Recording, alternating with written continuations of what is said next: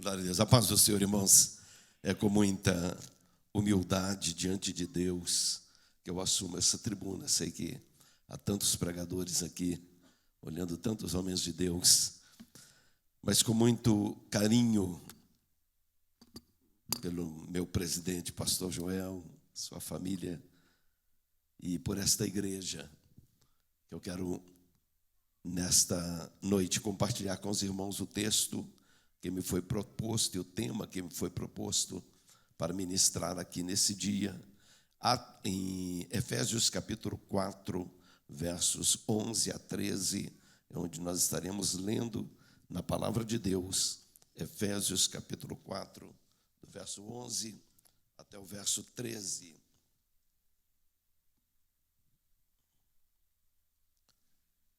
O texto bíblico nos diz: e ele mesmo concedeu uns para apóstolos, outros para profetas, outros para evangelistas e outros para pastores e mestres, com vistas ao aperfeiçoamento dos santos, para o desempenho do serviço, para a edificação do corpo de Cristo, até que todos cheguemos à unidade da fé e do pleno conhecimento do Filho de Deus, ao estado de pessoa madura, à medida da estatura da plenitude de Cristo, para que, ainda mais o verso 14, para que não mais sejamos como crianças, arrastados pelas ondas e levados de um lado para o outro, por qualquer vento de doutrina, pela artimanha de pessoas, pela astúcia com que conduzem ao erro. Podeis tomar assentos, tomando esse texto como base para nós iniciarmos aqui a nossa meditação na palavra de Deus. Eu recebi alguns temas e já o esboço já delimitado, então isso para mim facilitou e dificultou ao mesmo tempo, né? Facilitou porque a gente já tem os pontos aqui para desenvolver, mas dificultou porque a gente tem o compromisso de trabalhar dentro desse tema. Na ministração de ontem, onde estávamos falando sobre a chamada do obreiro, faltou a conclusão, e eu quero só dar o esboço que concluiríamos a última parte ontem, que o tempo não permitiria, seria as qualificações para o obreiro. O texto, uma mensagem, ela está assim interdependente da outra, né? Então, nessa qualificação do obreiro, né, para a obra do Senhor, eu citei aqui Êxodo capítulo 18, verso 21, quando Jetro aconselha a Moisés a escolher, diz: tu dentre todo o povo, procura homens capazes, tementes a Deus, homens de verdade, que aborreçam a avareza, põe sobre eles por maiorais de 1000, maiorais de 100, maiorais de 50, maiorais de 10. E o que nós vimos aqui nesta noite, a consagração, separação de obreiros para a obra do Senhor. O pastor seguramente, ele buscou essas qualidades desses homens para poder apresentar, homens capazes, porque não adianta só ter chamada e não ser capaz, capacitado por Deus, mas também capacitado no preparo. É isso que nós fazemos na nossa escola bíblica, é ir nos preparando para nos capacitarmos mais para a obra do Senhor. Foi por isso que Paulo, ele aconselha Timóteo, lá em 1 Timóteo capítulo 4 e verso 13, ele diz: tu aplica-te a ler, exaltar e a ensinar até que eu vá. Então o Timóteo, ele é aconselhado a persistir em ler, é a autocapacitação, é o preparo de cada um de nós. Então nós precisamos disso.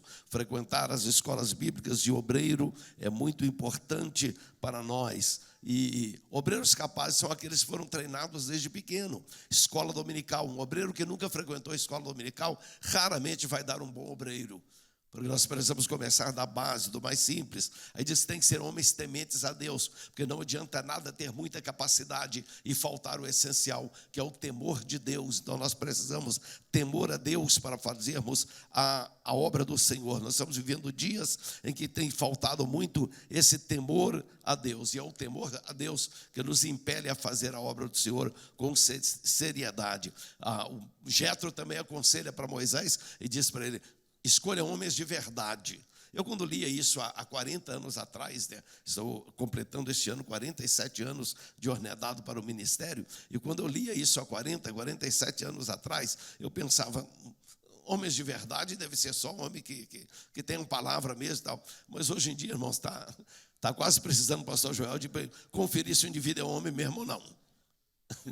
É um homem de verdade. Me lembro quando eu fui, pastor Joel me determinou para ir à Coreia, para interpretar o pastor Zé Wellington ali, naquela viagem à Coreia. E eu aprendi uma coisa muito interessante com os coreanos, que eles não assinam nenhum documento antes de verificar se o indivíduo é um homem de verdade.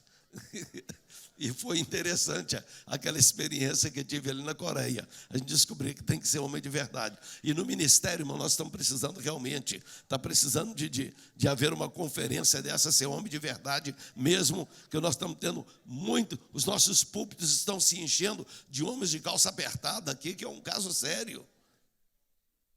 Unhas com esmalte, sobrancelha arrumada, aquela coisa toda lá, que a gente fica em dúvida, será que é homem de verdade mesmo ou não é? Então o apóstolo Paulo, o Jétro fala, confere ser homem de verdade na obra do Senhor. É preciso, mas não ser homem de verdade é muito mais do que isso. O homem é um homem segundo a sua palavra. Jesus disse, seja o nosso falar sim, sim, o não é não. Então, homem de verdade fala de homens de palavra, irmão. Sermos realmente sinceros para com Deus. Temos as nossas palavras poderem ser pesadas, conferidas, que realmente somos homens de verdade. Hoje, nós entramos agora no nosso novo tópico, que é a maturidade do crente. Eu devo falar nesta noite, aí, nesse tempo, que... Fizeram um reset no tempo, eu fiquei todo feliz. Apareceu 60 minutos, voltou para 35 agora. É para somar 35 com 60? Mas vamos lá. Hoje é sobre o aperfeiçoamento dos santos. Foi o tema que me foi dado, e dentre esse tema do aperfeiçoamento dos santos, foi que eu tomei então o verso, a base para nós, que o Senhor deu à igreja pastores, evangelistas, apóstolos, pastores, evangelistas, profetas, para o aperfeiçoamento dos santos, irmãos. Então, a vida cristã é uma vida de aperfeiçoamento constante. E Deus, Ele nos vê santos. Eu olho no espelho e eu vejo um pecador. E fico pensando, mas espera, será que Deus está enganado comigo? Porque eu me vejo um pecador no espelho e a Bíblia diz que Deus me vê um santo, porque nós somos santificados. É que Deus, irmãos, quando Ele olha para nós, Ele olha no tempo dEle, e o tempo de Deus é o tempo Kairos. É um tempo que não tem passado, presente e futuro. Deus está sempre vendo aquilo que Ele quer ver em nós. João, ele teve a experiência na ilha de Patmos de ser arrebatado, de subir aos céus. E quando ele sobe aos céus, ele é transportado para o tempo de Deus. As coisas que João descreveu, ele não descreveu, olha, eu tive uma visão do que vai acontecer no futuro. Não, ele escreve o que está acontecendo diante dos olhos dele. Ou seja, o Apocalipse que a igreja espera, o Apocalipse que a igreja sabe que ainda vai acontecer, João viu acontecer, e ele viu literalmente, era o Kairos, é o tempo de Deus. Então, no tempo de Deus, irmãos, as coisas acontecem no momento que Deus quer. Então, Deus, Ele olha para você, olha para mim e vê a gente aperfeiçoado já, vê perfeitos. Ele nos vê santos. Então, irmãos, a nossa salvação ela é instantânea, a nossa justificação é instantânea. Romanos capítulo 5, verso 1, nos diz, sendo, pois, justificados pela fé, nós temos paz com Deus. Então, é instantâneo. Agora, a nossa santificação, o nosso aperfeiçoamento, segundo Hebreus capítulo 12, verso 14, que diz, segui a paz com todos e a santificação, sem a qual ninguém verá a Deus. Então, da nossa parte, nós devemos seguir esta santificação. Nós devemos seguir a este aperfeiçoamento tão necessário para as nossas vidas, então. Então é muito importante nós seguirmos esses passos. Há uma relevância muito grande, irmãos, desse crescimento espiritual, deste amadurecimento espiritual, para que a gente possa fazer a obra do Senhor como deve ser feita. A vida do crente, ela é uma jornada de aprimoramento, é uma jornada de aperfeiçoamento, e nós temos as ferramentas da Bíblia, os elementos que Deus deu à igreja para esse aperfeiçoamento. Tópico número 1 que foi me dado a falar aqui é sobre a maturidade do crente, né? E Paulo, ele é bem claro lá em Efésios capítulo 4, verso 13, quando ele diz, até que todos cheguemos à unidade da fé, ao pleno conhecimento do Filho de Deus, à perfeita varonilidade, ou seja, a estatura de varão perfeito, à medida da estatura da plenitude de Cristo. Então é isso que o apóstolo vai nos alcançar. Objetivos a ser alcançados no crescimento espiritual, ou no crescimento do crente, nesse aperfeiçoamento. Número 1, alcançar a unidade da fé. Nós estamos vivendo tempos, irmãos, em que cada um quer crer numa coisa diferente. É um tal do crente dizer, mas eu acho assim. Mas quem perdeu para você achar, irmão? Ninguém perdeu nada, está tudo na Bíblia. Não tem nada perdido na Bíblia, para o crente olhar na Bíblia, ler a coisa, mas eu não acho desse jeito. Não tem nada perdido, está tudo encontrado. É só ler na palavra de Deus que nós vamos achar todos a mesma coisa. Isso é unidade da fé, crermos da mesma maneira. Então, o que está acontecendo no mundo de hoje, nas igrejas de hoje, irmãos, é uma confusão espiritual muito grande. Parece que com o passar do tempo, com o avanço da tecnologia, com a possibilidade de acesso a tanto material para ler, para a gente estudar, ao invés da gente ficar mais sábios, parece que ficamos menos sábios. Antes era uma simplicidade, parece que a unidade da fé, quando eu era criança, parece que era uma. Hoje está uma diversidade muito grande. O tempo de criança era aquela simplicidade. Eu não estou dizendo que apenas para as crianças. Foi o que eu aprendi com os crentes adultos daquele tempo. Mas o respeito que havia para os nossos pastores, a reverência. Eu me lembro quando o pastor Anselmo chegava em Raposos. Eu tenho que falar o nome de Raposos toda vez que eu vou pregar, para poder alguém saber onde é que eu nasci. Então, quando o pastor Anselmo chegava ali em Raposos, ele ia lá com muita frequência. Ele chegava ali, era como se Deus estivesse, para nós, eu como criança, era a mesma coisa se estivesse descendo Jesus ali. Aquele respeito, aquela reverência tão grande pelos nossos pastores. Então é muito importante, meus irmãos, que a gente tenha essa fé, a simplicidade da fé. A unidade da fé, ela vai começar com crer da maneira mais simples possível. Da maneira mais simples. Está escrito na Bíblia, é desse jeito mesmo. Pastor Ormídio Siqueira teria sido o primeiro pastor que eu tenho uma vaga lembrança dele, quando eu ainda bem criança, que foi o pastor na igreja onde eu nasci e me criei. Um homem muito simples. E um dia ele debatendo com um presbiteriano, e o presbiteriano disse, mas escuta aqui, você acredita mesmo que foi uma baleia que engoliu Jonas? A garganta da baleia só passa sardinha, aquela coisa lá, e não cabe ali na baleia. Ele falou assim, a questão é o seguinte, se a Bíblia fala que a baleia engoliu Jonas, eu acredito. E se a Bíblia falasse que Jonas engoliu a baleia, eu também acreditava. Então é assim, pronto, ponto final. Unidade da fé, fé simples, fé na palavra de Deus. Está escrito na Bíblia, então é isso que eu creio. Mas hoje em dia é um tal de, mas isso é simbólico, isso é no seu, é coisa nenhuma, irmão. Está na Bíblia, é para crer do jeito que está escrito na palavra de Deus. E Paulo diz, esse aperfeiçoamento dos crentes, ele vem à medida que nós alcançamos esta unidade da fé. É que à medida que a igreja toda acredita naquilo que é pregado, o pastor ensinou, é desse jeito que é. Foi ministrado no púlpito, foi mostrado na igreja, é assim que eu creio, é assim que tem que ser. Não tem essa da gente ficar agora, cada um com a sua própria interpretação. Não, unidade da fé. Segundo, relacionamento com Cristo. Ele diz, ao pleno conhecimento do Filho de Deus. O que é esse pleno conhecimento do Filho de Deus, irmãos? Eu vou ilustrar melhor isso quando chegar na parte final da mensagem, que eu entrar naquilo que eu falei de Pedro, lá em Lucas capítulo 5, que eu falei no estudo. Eu vou associando um estudo sempre ao outro. Então, esse conhecimento pleno do Filho de Deus é relacionamento com Cristo, irmãos. O crescimento do crente deve ser levar o crente a se relacionar com Cristo, a ter comunhão com Ele.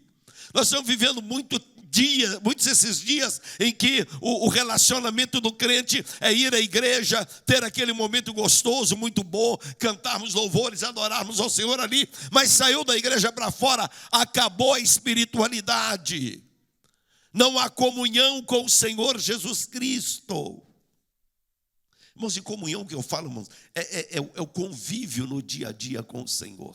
Você convidaria alguém para hospedar na sua casa, e essa pessoa está morando na sua casa, está hospedando, passando férias, ou o que for, você convidou na sua casa, e no primeiro dia você, está tudo bem, né? Vem, levanta cedo e cumprimenta, já, vem para cá, vamos tomar um café, vamos preparar isso e tal. No terceiro dia, a pessoa levanta, você levanta, passa por ele e nem cumprimenta. Como é que você se sentiria se você estivesse em uma casa em que pela manhã a pessoa levantou? Não dormiram juntos na mesma cama, não. Dormiram em quartos separados, são convidados. Não é seu esposo, sua esposa. E pela manhã nem bom dia falou. Eu durmo com a minha esposa de manhã, eu cumprimento. Sim, acordamos, estavam dormindo, acordei, cumprimento, ela me cumprimenta. Agora, irmãos, Jesus, ele disse: eis que estou convosco todos os dias, até a consumação dos séculos. Jesus está na sua casa. Você levanta pela manhã, você fala com ele. O Espírito Santo habita em nós. Você chega pela manhã, acorda e diz: bom dia, Espírito Santo.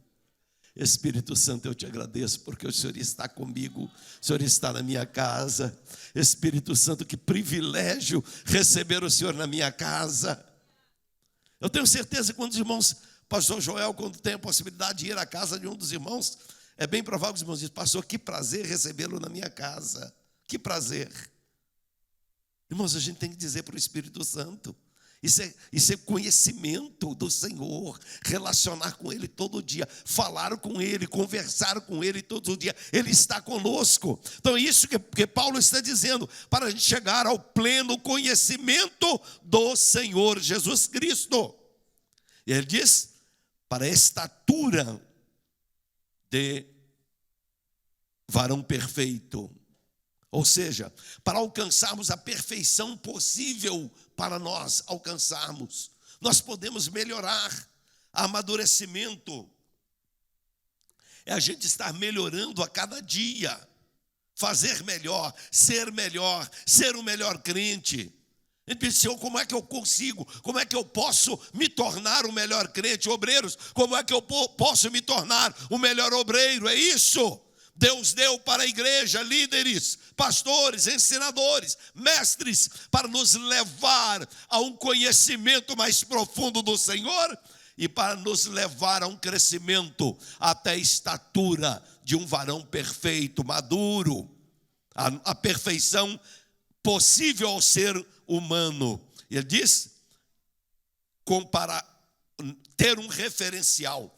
Ele diz: para o que é o nosso referencial, a medida da estatura da plenitude do Filho de Deus, da plenitude de Cristo. Ou seja, até que cada crente passe a ter como seu referencial Jesus.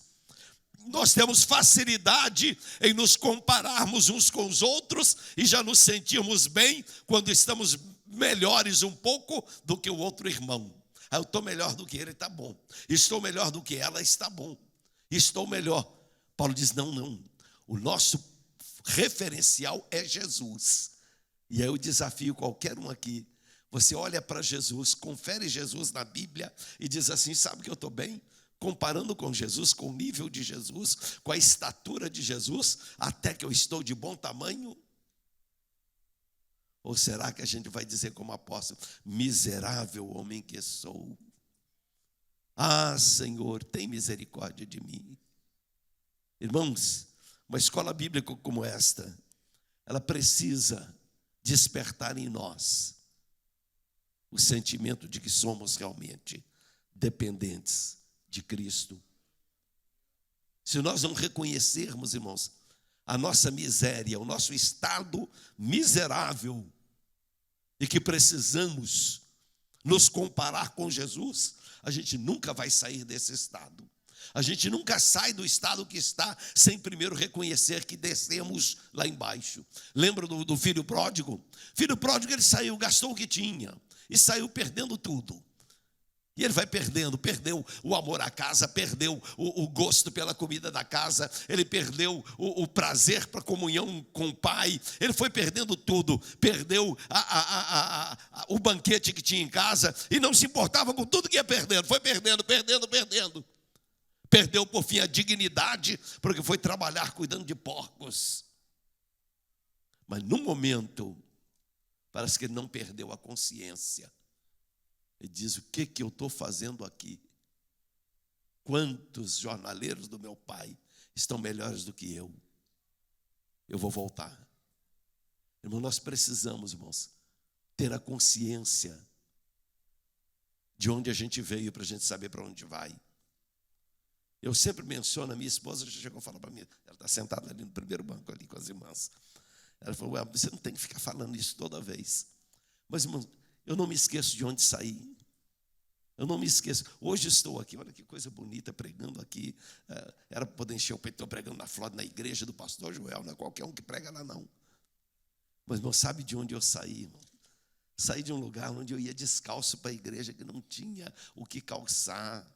Já teve cultos, irmão, para eu ir para a escola dominical no domingo, eu tive que ficar, como criança ainda, é lógico, né?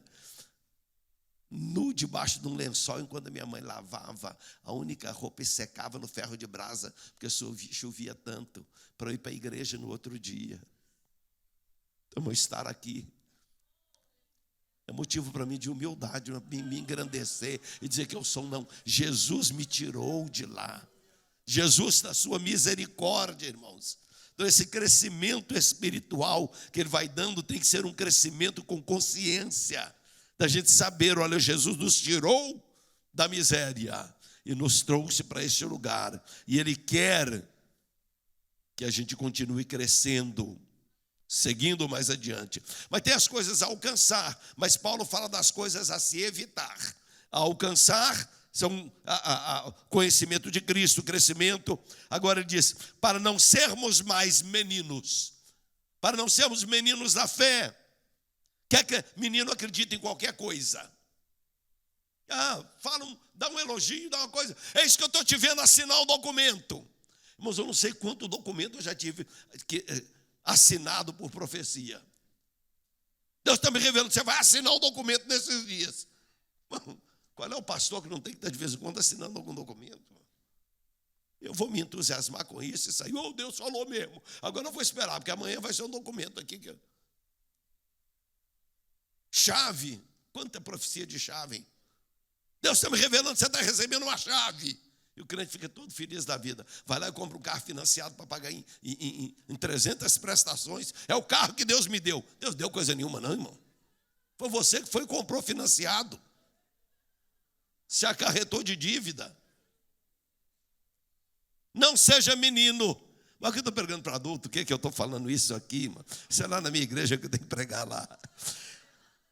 Não ser agitado por um vento de doutrina para um lado e para o outro. Nós estamos vivendo o tempo, irmãos, YouTube cheio de doutrina, e cada um prega uma doutrina diferente, e o indivíduo vai, o vento toca para um lado, corre aquele monte de crente para escutar fulano de tal, para falar, o vento toca para o outro, corre aquele bando de crente para lá. Irmão, nós não devemos cuidar, crescer, amadurecimento, para a gente não ser levado por esses ventos de doutrinas, ventos, antigamente, só as recentes, G12, lembra? Mas quanto movimento, quanta gente corre atrás de G12, dente de ouro, todo mundo, vamos lá para receber dente de ouro. Agora é cair, sopra, todo mundo cai, joga o paletó, todo mundo cai, e vai o povo atrás de vento de doutrina. Aí passa tudo isso, a igreja do Senhor continua aqui. Ninguém caiu, ninguém precisou de encher a boca de dente de ouro, que depois desapareceu também. Não sabe como apareceu, não sabe como desapareceu, essas coisas todas. Vão atrás de ventos de doutrina, irmãos. Muito cuidado. Eu estou aqui lutando aqui, porque meu esboço está toda hora apagando aqui. Eu preciso não cair na armadilha. Não cair nas armadilhas de pessoas astutas, irmãos. Hoje em dia, o que há de astúcia no púlpito, pessoas especialistas em enganar o povo. E eles têm uma facilidade de olhar assim para a multidão, irmãos, e descobrir. A espírito de adivinhação só pode ser. Aí tem fulano de tal aqui, tem uma pessoa aqui, mais ou menos assim. Que mais ou menos? Deus é claro, Deus sabe, Deus te conhece, Deus me conhece. Uma pastora não acredita em profecia? Irmãos, eu acredito. Acredito em muito e conto algumas. Aliás, contei para os irmãos como Deus usou o pastor Océlio Nauar. Uma certa vez, acho que foi a primeira vez que fui pregar em Jundiaí, 1992. E eu estava numa situação assim, financeira, bastante dificuldade. Meu salário era $250 por semana. Então não dava para quase nada, né? Tudo era dependência de Deus. E eu fui pregar ali em Jundiaí. E aí, quando eu estava ajoelhado orando, Deus usou um irmão em profecia. E dizia: esse meu servo que eu te trouxe aqui, tal. Mas até então a profecia não tinha muita coisa. Era Deus me encorajando, que trouxe ele para levar uma palavra. Eu não duvidei, mas falei: Senhor, o Senhor sabe que o que eu preciso ouvir não é bem isso. Porque isso, se o Senhor falasse ou não falasse, eu ia pregar a mesma mensagem. Então não vai alterar nada. Meu Deus, o Senhor sabe que o meu problema é que eu tenho que pagar seguro de carro, tenho que pagar, e o dinheiro não dá, eu não tenho condição. Se o Senhor que está falando comigo mesmo, me fala alguma coisa sobre isso. Quando terminou a oração que eu sentei, ele deu um tapa no meu joelho assim, disse: eu não terminei de falar contigo, meu servo. Eu falei: calma lá. Eu falei: Deus, então agora o Senhor vai ter que falar o que eu pedi. Ele falou: o problema financeiro que você está dizendo já está na sua caixa do correio.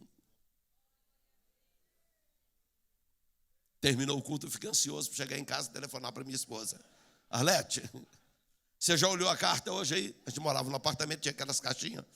Chegou carta? Não, eu olhei já no final do dia, não tem nada. Falei: olha de novo. Bom, o correio já passou, olha de novo. A hora que ela vai lá, no telefone mesmo, vai lá e olha, tinha uma carta com um cheque dentro do que eu precisava. Então eu creio, irmãos, nosso Deus é um Deus que cuida, que supre as nossas necessidades, que fala conosco. É o mesmo ontem, hoje e sempre. E Ele não tem falado mais por causa das meninices. Porque nós acabamos ouvindo qualquer coisa, comendo qualquer coisa. Aí Deus, na sua misericórdia, Ele acaba não falando. Falou: não vou falar, porque senão Ele vai sair acreditando em qualquer coisa mais que ser falado. Mas o crente, eu costumo ensinar, o crente, ele deve ter um código com Deus.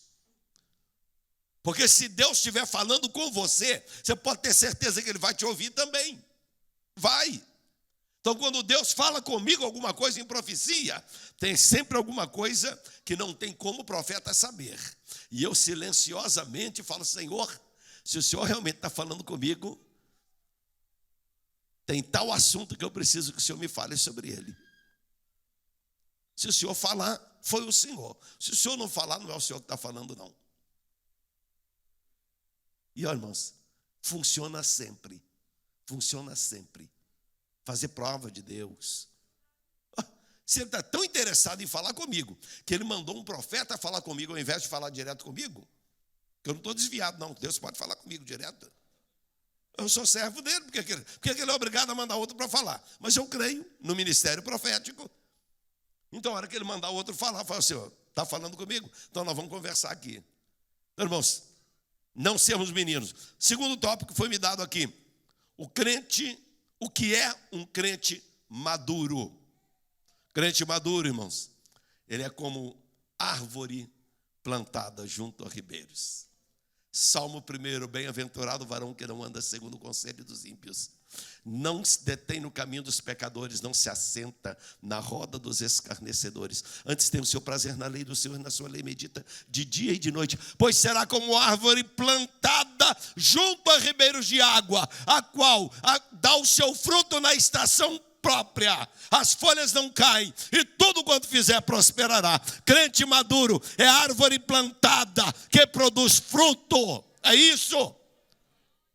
E que frutos são esses? Paulo escrevendo aos Gálatas, ele vai falar que o fruto do Espírito é caridade, gozo, paz, longanimidade, fé, mansidão, temperança. Frutos do Espírito, o crente produz fruto, mas diz que produz na estação certa. Tem gente que produz fruto na estação errada. Eu sou tão pacífico, crente é tão pacífico, enquanto tudo estiver em paz. A hora que alguém provocar, agora é a estação da guerra, agora é a estação da luta, ele esquece que é pacífico. Acabou a paz. Um crente temperado, olha, quando está tudo bem, tudo tranquilo, temperado, mas irrita para ver. Uma estação própria é naquela estação onde precisamos daquele fruto, é aí que vai se produzir o fruto. A medicina, a ciência, então diz que quando a gente come os frutos da estação, a melhor época para comer cada tipo de fruto é na estação do fruto. Então, naquela estação própria, o fruto é mais saboroso, é mais apropriado. Então, os nutricionistas aconselham, coma os frutos da estação que você estiver nela. Deus já fez com que o fruto produzisse naquela estação, porque aquela estação precisa daquele fruto. É a estação que você mais precisa de vitamina C, aquela estação vai produzir mais laranja, mais frutos cítricos aí com vitamina C. Irmão, na estação que o crente precisa mais de paciência, vai ser na hora da prova, da luta, ali é que o fruto tem que ser produzido. Então isso que é o crente maduro é aquele crente não que está produzindo fruto. E o último tópico, eu estava ansioso para chegar nele, reservei os 10 últimos minutos para chegar aqui, eu vou até abrir as outras anotações aqui. O último tópico é como ajudar no amadurecimento do crente. Como ajudar, como trabalhar para esse amadurecimento. Aí vamos associar ao que ministramos ontem, como ajudar o crente no amadurecimento. Lembram-se, Jesus ele investiu em obreiros. Ele usou 3 anos de ministério para investir em obreiros, para que esses obreiros pudessem aumentar o reino, propagar o reino, estabelecer igrejas e espalhar pelo mundo afora.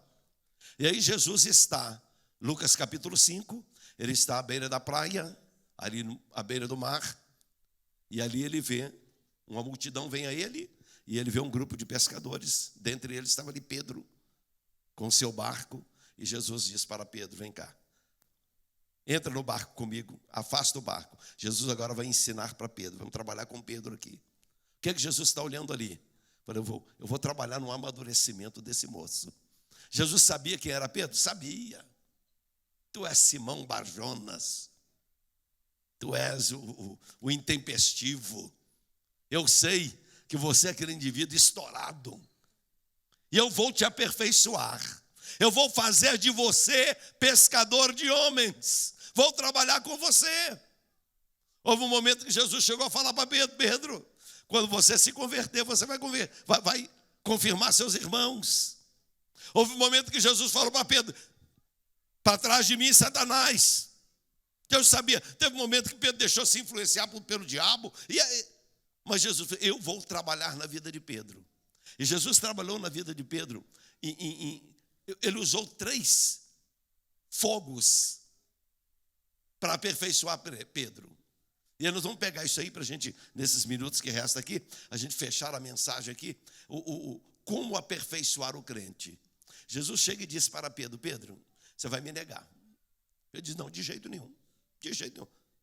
Jesus falou para os discípulos, olha, vocês vão se escandalizar, vocês vão fugir, vão me prender e vocês vão fugir. Pedro falou, eu de jeito nenhum, eu vou contigo até a morte. Jesus falou, pois você vai me negar 3 vezes. E Pedro disse, não nego e não nego mesmo. Tá bom então. Aí prendem Jesus e a Bíblia diz que Pedro seguia Jesus de longe. Lucas 22, verso 54. Pedro seguia de longe. Então começa o problema aí. Aí diz que, verso 55, que quando chegaram, introduziram na casa do sumo sacerdote, chegando lá, o que fizeram? acenderam um fogo no meio do pátio e sentaram-se à roda, e a Bíblia diz que Pedro sentou-se à roda. Olha Salmo 1, hein? Senta à roda dos escarnecedores. Ali estavam os escarnecedores. Um fogo, primeiro fogo, fogo do inimigo, fogo dos escarnecedores. E nesse fogo, quando Pedro senta-se ali à beira do fogo, a Bíblia diz que uma criada olha para Pedro e diz: olha, você também estava com ele. Sabe o que Pedro diz? Eu não o conheço. Aí depois, eu vou elaborar, pergunta por pergunta dessa aqui. Daí a pouco um outro diz: tu também és um deles. Mas Pedro respondeu: homem, eu não sou um deles. Aí vem outro e disse para Pedro: certamente esse também estava com ele, pois é Galileu. Mas Pedro respondeu: não sei do que você está falando. Ele diz: não sou, não conheço e não sei de nada. O mesmo que prometeu. Vamos, o que acontece com esse irmão Pedro? Nós vamos ver aqui, irmãos, é que esse primeiro fogo é aquele fogo que vem revelar quem nós somos. Aquele fogo que revela quem nós somos. Revela as nossas fraquezas, revela as nossas limitações. E o que eu descubro, irmãos, que na verdade, esse Pedro que está sendo aperfeiçoado por Jesus, Jesus permite que ele esteja agora diante desse fogo estranho, para ele passar por essa prova, mas para ele fazer 3 confissões verdadeiras. E alguém pode dizer assim: os pastores não vai, pastor, não. Até agora, eu sempre preguei, sempre admiti que Pedro falou 3 mentiras. Pedro negou 3 vezes. Eu digo, Pedro falou 3 verdades. Ele não falou 3 mentiras. Ele estava negando a Jesus, mas ele falou 3 verdades. Quando Pedro diz aqui que não o conheço, irmãos, ele não conhecia Jesus como nós precisamos conhecer. E se nós nos colocarmos na condição de Pedro, a gente diria hoje também: eu ainda não conheço Jesus. Eu preciso conhecer melhor Jesus. Lembra quando Jesus acalmou o vento e a tempestade? Os discípulos disseram: quem é este que até o vento e o mar lhe obedecem? Eles estavam como que dizendo assim: não conheço. Estou andando com Jesus e não conheço Jesus. Irmãos, tem muito mais coisa de Jesus para a gente conhecer. João, na ilha de Pátimos, quando viu Jesus em glória, ele caiu como que desmaiado. Ele caiu prostrado. Até que Jesus o levantou e disse: eu sou eu, Jesus, o primeiro e o último, alfa e ômega, princípio e o fim, sou eu, Jesus. Ele deve ter olhado: mas Jesus, o Senhor está tão diferente. O Senhor está tão diferente. Irmão, Jesus é muito diferente do que aquele Jesus que eu e você cremos. Ele é muito diferente. Quando a gente chegar no céu e o conhecer face a face, a gente vai admirar e dizer: Jesus, o Senhor não é nada daquilo que eu imaginava. O Senhor é muito mais. Então, quando Pedro diz: eu não o conheço, ele não conhecia mesmo. Ele conhecia o homem Jesus, não conhecia aquele, o Filho de Deus, que veio para dar a vida. Era mas como pode? O Jesus que eu conheço, ele tem todo o poder, ele expulsou demônios. Jesus que eu conheço, ele ressuscitou mortos. E agora o Jesus que eu estou vendo na minha frente foi maniatado, preso, arrastado, levado agora e está se deixando levar pelos homens. É esse Jesus, irmãos, que se deixou morrer por mim e por você. Pedro está sendo aperfeiçoado. Mas, aí diz: você é um deles. Ele diz: não sou. Irmãos, quem segue Jesus de longe acaba admitindo: olha, eu não sou digno de ser um deles. Eu não sou digno de ser chamado crente. Eu não sou digno, eu não sou. Mas você é. Eu não sou. O que nós somos, irmãos, é pela misericórdia de Deus. Paulo diz: todavia não eu, mas a graça do Senhor. Quando a graça me alcança, irmãos, grande problema nosso é quando nós achamos que eu sou. Pedro, enquanto ele dizia: eu sou melhor do que os outros. Eu sou aquele que responde primeiro. Eu sou aquele que está disposto a fazer, a representar. Eu sou. Aí chega um momento que diz: eu não sou. Na hora da prova o crente diz: eu não sou. Senhor, se a tua misericórdia não for comigo, eu não sou. No terceiro fogo diz: isso aqui é Galileu. Ele diz: eu não sei o que você está falando, não conheço essa história, não conheço desse assunto. Agora eu disse: não sabe de nada. Pedro, que achava que sabia de tudo, qualquer pergunta que fazia, Pedro era o primeiro a responder. Agora ele não sabe responder nem a história básica de Cristo Galileu. Esse é o primeiro fogo. No segundo fogo, eu tenho 2 minutos para falar 2 fogos aqui. Vou falando do segundo, no terceiro a gente arremata aqui. No segundo fogo, a Bíblia diz que depois de Jesus ressuscitado, depois de um certo tempo, Pedro disse: eu vou pescar. E vão para a pescaria, lembram-se disso? Vão para a pescaria, pescam a noite toda também, não conseguem pescar nada. Aí Jesus aparece na praia e grita lá: filhinhos, vocês têm alguma coisa para comer? Eles responderam: trabalhamos a noite inteira, não pegamos nada. Aí Jesus disse: lança a rede para o outro lado. Lançaram a rede e a rede veio cheia. Mas naquele momento eles começaram: mas espera aí. Houve um dia em que alguém mandou lançar a rede para o outro lado e veio cheia. É Jesus! É Jesus! Ô irmão, Jesus é que está te falando: lança a rede para o outro lado. Obreiro, lança a rede do outro lado, onde você nunca pescou, onde você nunca evangelizou. Lança que ela vai vir cheia. Escola bíblica tem que ter mensagem profética. Lança a rede para o outro lado. Você está fazendo toda vez a mesma coisa, por isso que não dá certo. Você lança a rede sempre. Irmãos, eu cheguei nos Estados Unidos, comecei a evangelizar, procurar aqueles velhinhos. E aí evangelizar, porque aqui, esse coitado está quase morrendo mesmo, posso pregar que ninguém ia para a igreja. E quando cheguei num casal de portugueses, o moço com 22 anos, a moça com 20 anos de idade, recém-casados, com uma filhinha, e preguei para eles. Eles foram para a igreja no outro dia, converteram, nunca mais se desviaram. Lança para o outro lado, evangeliza do outro lado. Aí vem para a praia. Aí Jesus dá de comida para eles e tal, fala que tinha brasa, que o fogo de Deus, irmãos, nem sempre tem que ser labareda. Tem gente que acha que o culto, para ser bom, tem que ter labareda de fogo subindo para tudo quanto é canto. Não, o que precisa é ter brasa. O que precisa ter é brasa, irmãos. Brasa acesa, brasas vivas. Quando o anjo tocou, quando um dos serafins veio e tocou na boca de Isaías, não foi com labareda de fogo, não, foi com brasa. Foi com brasa. Na presença do Senhor, a Bíblia diz que brasas se acendem. E ali no meio daquele fogo, no meio daquelas brasas ali, aí Jesus chama Pedro à parte. Diz: vem cá, Pedro, agora tem um outro. Agora à beira deste fogo, é o fogo agora que vai nos moldar.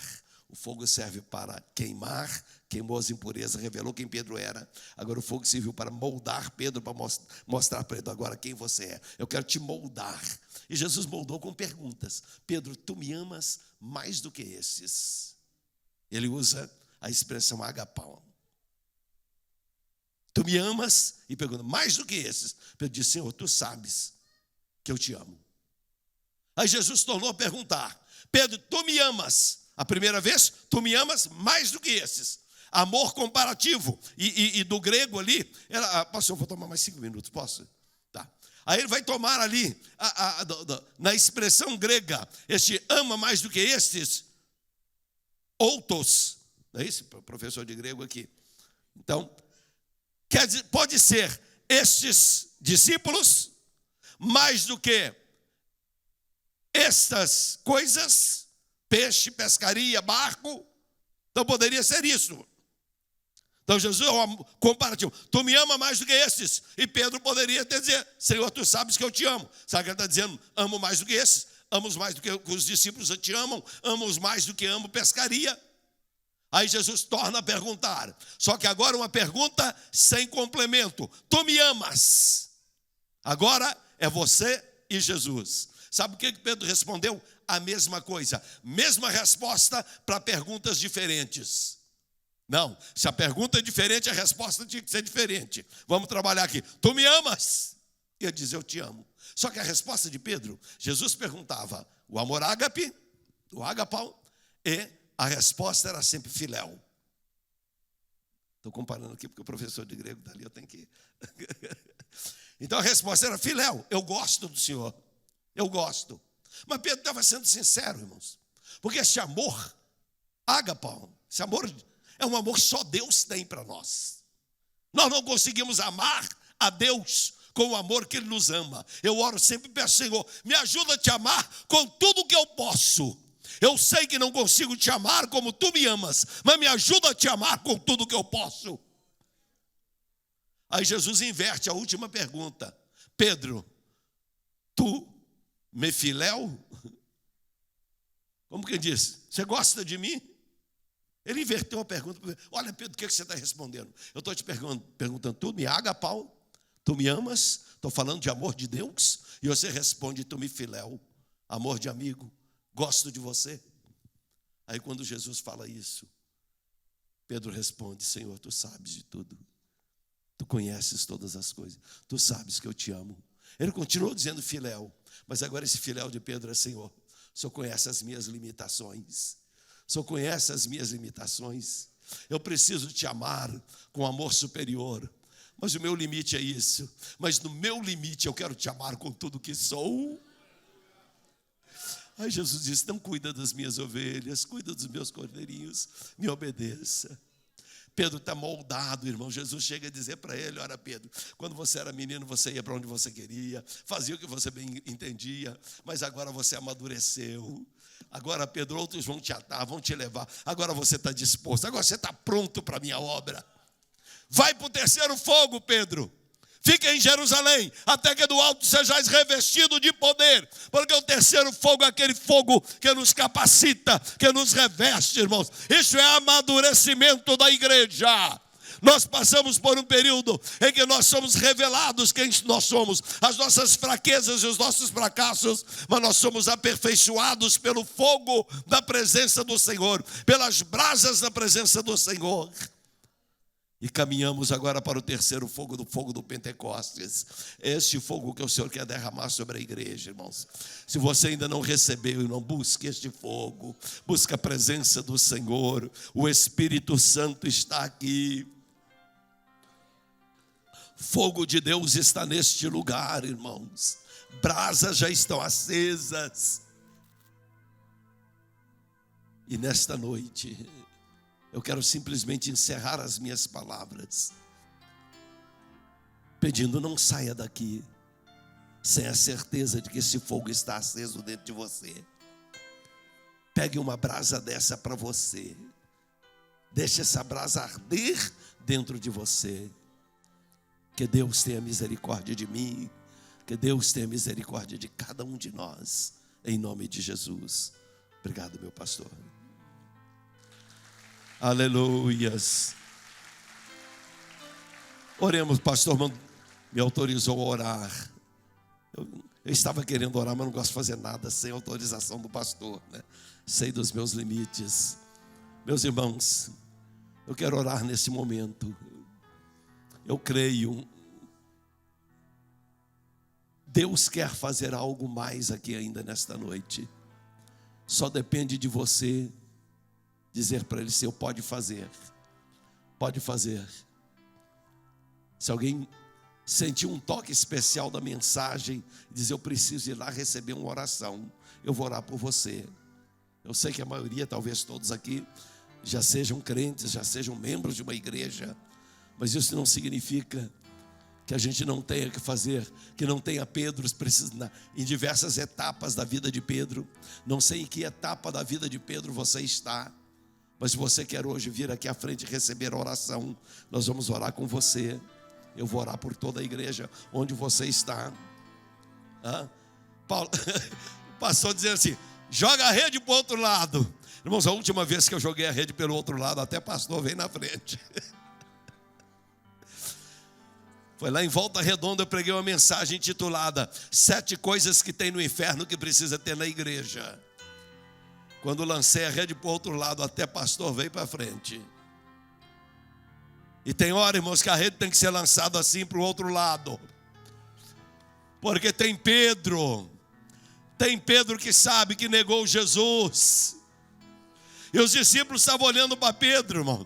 Eu imagino quando Jesus chamou Pedro à parte, um grupo de discípulos deve ter ficado, agora Pedro vai pegar o dele. Agora é a vez de Pedro. Irmão, não se preocupa não. Quando Jesus te destaca, é para te honrar, não é para te humilhar. Se o Espírito Santo tocou na sua vida dizendo, vai lá na frente, Pedro, vai lá na frente e recebe a oração, é porque o Senhor quer te honrar, quer te dizer, olha, tu me amas, se me amas vem cá na frente, se me amas eu vou te abençoar, se me amas eu vou te comissionar para fazer a minha obra. Pode vir em nome de Jesus, em nome de Jesus. Se é para lançar para o outro lado, eu vou lançar para o lado dos crentes mesmo, é para o lado dos crentes, irmãos. Ah, você tem uma chamada. Você tem uma chamada. Mas talvez como Pedro você falou, eu vou pescar, vou desistir da chamada, vou desistir, não adianta mais. Meu irmão, Jesus te chama à beira deste fogo. E eu tenho certeza que tem brasa acesa aqui nesta noite. E Jesus está te chamando e dizendo, espalhe mais para cá, que é para poder o povo que está vindo pelo corredor do meio. Arreda mais para frente um pouco. Tem mais gente vindo aí. Aleluias, aleluias. Oh, irmãos, uma reunião como essa, irmãos, o Senhor levanta obreiros. Foi em cultos assim que o Senhor me chamou, ou que o Senhor me confirmou. Participei de tantos cultos assim, e cada vez que eu ouvia um apelo como esse, irmão, eu corria na frente para receber a oração. Eu corria na frente. Jesus está chamando aqui à beira do fogo. Jesus está chamando aqui à beira das brasas, dizendo, vem cá, tu me amas? Tu me amas? Tu me amas? Então vem cá que eu vou te dar um trabalho para fazer. Porque quando nós confessamos o nosso amor ao Senhor Jesus, Ele vai dar um trabalho para nós. Há trabalho para você, meu irmão. Há trabalho para você, minha irmã. Jesus não desistiu de você. Jesus não desistiu de Pedro. Lá na beira do mar, quando chamou Pedro para pescar, para ser pescador de homens. Jesus não desistiu de Pedro. Quando Pedro falou, eu vou largar tudo e vou pescar, Jesus foi atrás de Pedro. Jesus veio hoje atrás de você. Ele veio atrás de você. Oh, aleluias, aleluias. Cadê? Já tem 157 peixes grandes aqui? Irmão, naquele dia foram 157 peixes grandes. Então tem que vir peixe grande aqui na frente. Ah, você é peixe grande para Jesus. Jesus, quando mandou puxar, só veio peixe grande, irmãos. Só veio peixe grande. E a rede hoje está trazendo peixe grande aqui para frente. Oh, aleluias, aleluias. Solta a voz aí, cantores. Pode soltar a voz aí. Aleluia. Serabai, erabai, alabaxoremandecaias. Ora, alabaxoremandecai. Querido Deus, Pai, oh Jesus Cristo, Senhor, é a tua palavra que eu preguei. E o teu povo vem aqui à frente, Pai. A rede foi lançada. Eu tenho certeza que o Senhor está trazendo aqui, Senhor, peixes grandes, peixes que vão alimentar o teu rebanho. Ó Senhor, meu Deus, meu Deus, meu Deus, confirma em cada coração, confirma com batismo com o Espírito Santo, confirma com renovação espiritual, confirma, Senhor, com o mover do teu Espírito. Agora, Senhor, move. No nome de Jesus, no nome de Jesus, move, Senhor Jesus, move agora nessas vidas, toca esses corações, Pai, toca pelo teu poder, Pai, reaviva a chama, Pai, reaviva a chama em cada coração, Pai, aquele desejo, aquela chamada para a tua obra, Pai, reaviva hoje, Pai, em nome de Jesus.